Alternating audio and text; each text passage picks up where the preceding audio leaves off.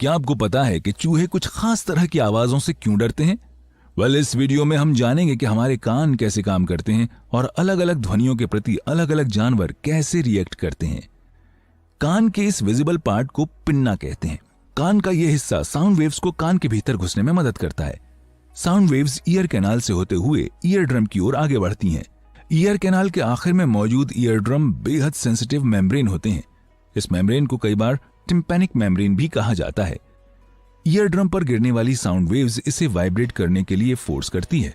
क्योंकि ear drum के पीछे एक फ्लूइड भरा होता है, इसलिए ईयर ड्रम की वाइब्रेट होने के साथ ही फ्लूइड भी वाइब्रेट होता है। फ्लूइड के वाइब्रेट होने से कान की छोटी छोटी बोन्स भी वाइब्रेट करती हैं। क्या आपको पता है कि ये बोन्स कौन सी हैं?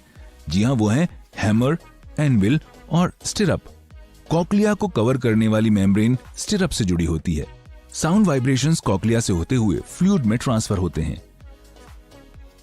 कॉक्लिया के भीतर वाइब्रेशन इलेक्ट्रिकल इंपल्स में कन्वर्ट होते हैं। कॉक्लिया के भीतर मौजूद फ्लूइड के वाइब्रेट होने से माइक्रोस्कोपिक हेयर्स में भी मूवमेंट होता है, जिससे बनने वाले इलेक्ट्रिकल सिग्नल्स ऑडिटरी नर्व्स के जरिए ब्रेन तक पहुंचाए जाते हैं। ब्रेन में इलेक्ट्रिकल इंपल्सेस साउंड में ट्रांसलेट होते हैं, जिसे हम पहचान और समझ पाते हैं। ज्यादातर इंसानी ईयर ड्रम्स 20 हर्ट्ज से 20,000 हर्ट्ज के बीच वाइब्रेट कर सकते हैं, जिसे हम ह्यूमन हियरिंग रेंज भी कहते हैं। इस रेंज से बाहर की वाइब्रेशंस को ईयर ड्रम्स डिटेक्ट नहीं कर पाते। इसे देखिए, क्या आप बता सकते हैं कि लोगों की हियरिंग एबिलिटी कम क्यों हो जाती है? करेक्ट, ईयर ड्रम डैमेज होने की वजह से या फिर इनके पुराने और ढीले होने की वजह से। एजिंग के साथ में लोगों को जनरली हायर फ्रीक्वेंसी सुनाई पड़नी बंद हो जाती हैं। वहीं एक नॉर्मल एडल्ट मैक्सिमम 14,000 हर्ट्ज की फ्रीक्वेंसी ही सुन पाता है। एजिंग के साथ फीमेल्स की अपेक्षा मेल्स की हियरिंग एबिलिटी जल्दी खराब होती है, यानी एक ही एज की फीमेल्स हायर फ्रीक्वेंसीज ज्यादा अच्छे से सुन सकती हैं। ह्यूमन रेंज से कम रेंज की फ्रीक्वेंसीज को इंफ्रासाउंड, जबकि 20,000 हर्ट्ज से हायर फ्रीक्वेंसीज को अल्ट्रासाउंड कहते हैं।